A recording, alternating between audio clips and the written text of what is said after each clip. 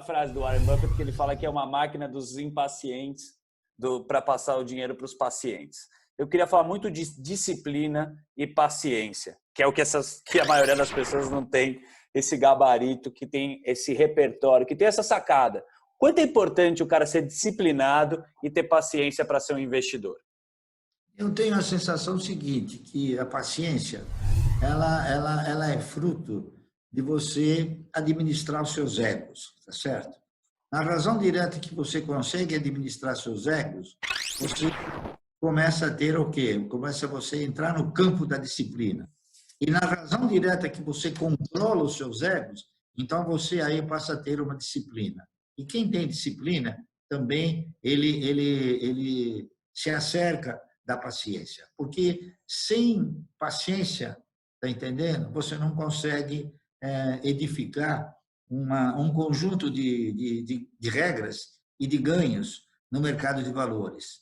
Porque isso não se faz em 5 minutos. Isso é produto do quê? É produto da operacionalização de gestão, tá entendendo? Então, você não tem, assim, a possibilidade de ganhar imediatamente.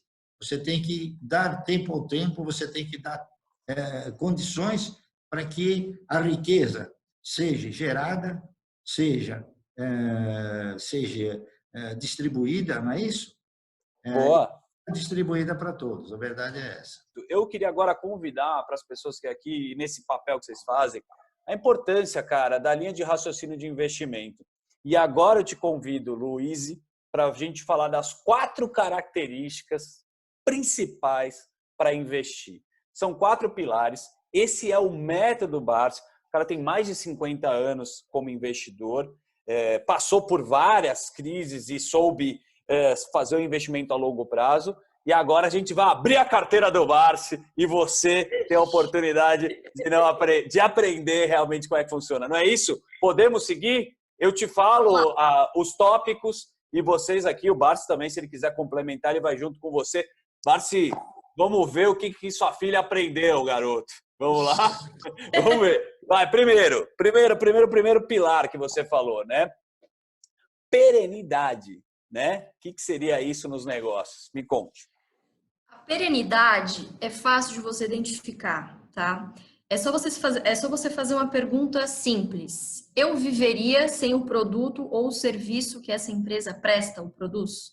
Se a resposta for não, a perenidade está comprometida, né? Então, vamos fazer um exercício simples aqui. Você viveria sem luz? Não. Você viveria sem água? Não. Né? Você viveria sem dinheiro, cartão de crédito, né? Serviço financeiro? Chega os boletos, né? A gente tem que pagar. Exatamente. Você vai viajar, quando você chega em casa, tem lá os boletos. Você não usou a água, você não usou a luz, mas você vai ter que pagar o boleto lá da sua conta de água, da sua conta de luz, seu cartão de crédito, do seguro do seu carro. Então, é uma premissa muito simples. Investir naquilo que é essencial para a nossa sociedade. Esse é o primeiro pilar. Boa. Segundo, política de dividendos. A política de dividendo, ela é super importante porque ela vai ser, eu diria que o fator central quando você monta uma carteira, né?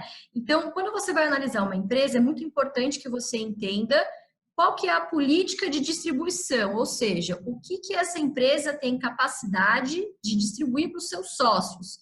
Então, você como acionista vai ter condições de calcular o quanto que você vai receber em dividendos de acordo com o número de ações que você tiver. Então, quanto mais claro isso tiver para você, mais fácil vai ser de você criar suas metas e também de você, enfim, fazer um valuation, tentar calcular quanto que vale essa empresa. Vamos para a terceira. Barsi, está indo bem aí? Tá indo bem? Claro.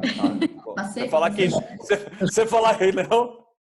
Eu só complementaria na questão da perenidade o seguinte: perene é tudo aquilo que a economia de um país não vive sem ela. Boa. Tá, perfeito. Complementada que a gente coloca aqui.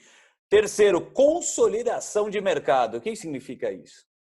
Consolidação de mercado. Geralmente, as empresas que têm boas condições de distribuir dividendos e mesmo assim não dilapidar o seu patrimônio, elas já estão mais consolidadas de mercado. Então, o que é isso? Elas não precisam fazer volumes de investimento muito altos.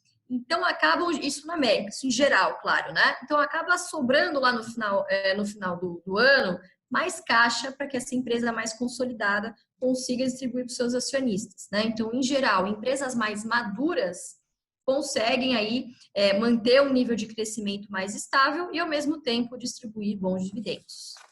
Sensacional. Agora vamos para o quarto, não? Todos os pilares são importantes, que é analisar os resultados históricos. Exatamente. Muita gente se ilude com dividendo alto, né? Olha exclusivamente o dividend yield, que é a relação dividendo-preço, mas se esquece de olhar se essa prática é algo corrente, se esses resultados são recorrentes historicamente, ou se é alguma coisa, enfim, uma receita extra que não vai vir futuramente, né? Então, você analisar os resultados da empresa, ele é basicamente um pilar que você não pode, ele é contínuo, né?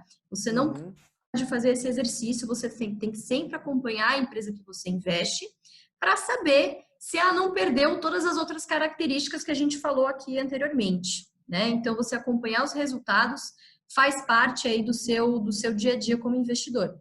Muito legal. Eu diria o seguinte, eu diria que a empresa que ostenta uma condição de estar numa atividade perene, o importante é ela ter sustentabilidade. Sustentabilidade significa dizer o seguinte, que os negócios prosseguirão sempre.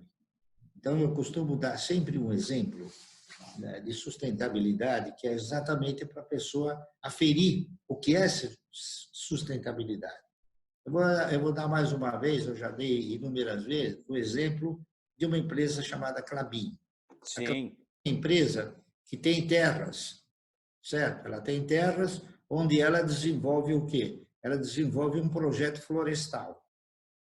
Então, o que ela faz? Ela pega um grãozinho, tá certo? Que é uma semente, coloca num pacotinho de plástico. Aquele pacotinho plástico, ele gera uma mudinha pequena, aquela muda pequena se transforma numa muda maior, aquela muda maior se transforma numa árvore, aí vem um besourão, que é um que corta a árvore, ele não derruba a árvore, ele corta a árvore, desbasta a árvore, essa árvore é desbastada, ela entra num processo químico que se transforma em pasta mecânica. Essa pasta mecânica ela passa numa máquina que tem aproximadamente 200 e poucos metros de comprimento e ela vai sendo afinada até no final ficar o papel. Então, o que é sustentabilidade? A empresa volta a pegar aquele grãozinho, faz uma nova semente, faz uma nova planta, faz uma nova árvore e faz uma nova pasta mecânica. E isso é um processo contínuo, correto? Essa sustentabilidade a gente chama de ciclos, entendeu? Legal. Então, ciclos é que mantém o quê? É que mantém a chama viva da empresa continuar produzindo sempre.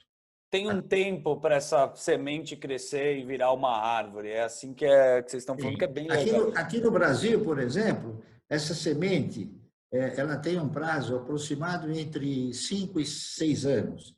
No exterior são 30 anos, por causa do clima, por causa de uma série de outros fatores.